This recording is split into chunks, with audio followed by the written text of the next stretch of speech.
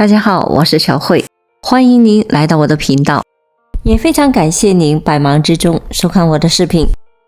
爸，你怎么又跑出来了？说了多少次了，好好待在家里，别乱跑，别又像上次一样让我们好找。李宇从小区的长凳上拉起父亲李凯华，语气稍有不满，但也不敢表现得太生气。李凯华今年69岁了，半年前曾有一次走丢，李宇带着家人找了3天，才在离家7个站的废弃工厂找到了灰头土脑的父亲。找回父亲，有当医生的朋友提醒李宇，小心你爸是老年痴呆哦。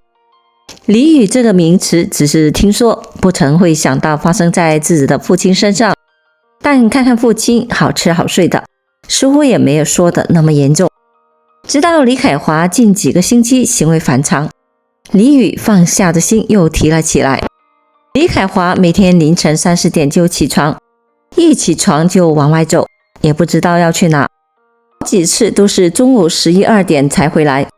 家里人担心，直接的限制他的外出，但他还是能钻空子溜出去，同时注意力开始涣散，说话颠三倒四，总是重复同一件事情，说同样的几句话。还没去医院看，但其实我们心里都有底，只是不知道该如何的应对。听说老年痴呆治不好，只会越来越严重。李宇很无奈，他知道患病不是父亲的错，但面对棘手的问题，他还是眉头紧皱。老年痴呆又被称为是失智症，随着病人的患病，记忆和认知的机能出现衰退，进而影响到患者的行为，有时甚至会出现妄想。随着病情的加重，患者会逐步失去适应社会生活的能力。该病最大的特点是发病与年龄层正相关，年龄越大，发病的风险就越高。年龄超过了85岁，发病的几率高达 20%。 因此有人认为年纪大了就会老年痴呆是很正常的表现。其实这正是这种错误的认知，让很多患者得不到有效的干预治疗，反而让病情更加的严重。我们要明确知道，老年痴呆是一种疾病，同样是需要治疗，而年龄仅仅是该病其中的一个因素。其他诸如生活方式、慢性疾病、外伤等也都是发病的诱因。好端端的怎么就老年痴呆了呢？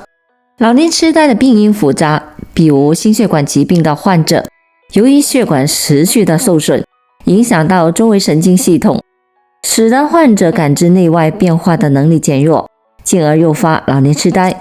此外，长期的吸烟、缺乏锻炼、睡眠不足等的不良生活习惯也会增加该病的发病风险。而如果受教育水平低和社交能力差，大脑处于持续退化的状态，难以促进脑神经新的联络的建立，继而随着年龄的增长，老年痴呆也会找上门来。当然，上述所有的因素只是外因，内部发病的机制是不断积累，才能够最终使得该病随年龄的增长，在达到一定程度后而爆发。相关的研究发现，大脑中存在一种名为贝塔淀粉样蛋白的毒性蛋白质，过度的积累会形成淀粉样蛋白斑块的沉积，从而使得神经元纤维受损，破坏了神经细胞的传递，进而增加了老年痴呆的发病风险。而且在生活中，一些看起来所谓好的习惯，如果过犹不及，反倒会成为老年痴呆的发病的元凶。吃得太过清淡。老年群体如果吃得太过清淡，比如长期吃素，身体所需要的营养元素得不到满足，会导致虚弱无力、面色苍白、容易疲乏、精神不集中、记忆力减退等的症状。如果出现严重的营养不良，老年痴呆的风险也会增加。睡得太多。睡眠不足会增加老年痴呆的风险，但是如果睡得太多，同样也会增加风险。美国加州大学圣地亚哥药学院和美国癌症学会一项持续6年的研究显示，成年人的睡眠时长保持在 6.5 到 7.4 小时之间，死亡率最低。如果睡眠时长超过8个小时，老年人患老年痴呆的风险会比其他的群体高出2倍。2. 老年痴呆经历4个阶段，各种异常要留意。老年痴呆的发病不是突然产生的，而是由轻到重逐渐经历4个阶段。1. 痴呆前阶段，此阶段的患者身体看起来没有异样，但是时常会出现健忘的症状，比如忘记钥匙放在哪里，晚上睡觉前是忘记关掉外屋的灯。这类状况具有持续性，但并非经常发生，患者的日常生活也不会受到干扰。2. 轻度痴呆阶段，最明显的特征是患者在家里丢三落四的健忘症状愈发的明显，而且发生的频率也越来越高。除此之外，患者偶尔会忘记一些人，过去的很多事情也记不起来了，有时候出门还会出现找不到家的情况。如果出现一些陌生或者是相对复杂的事情，或者还会出现明显的焦虑症状。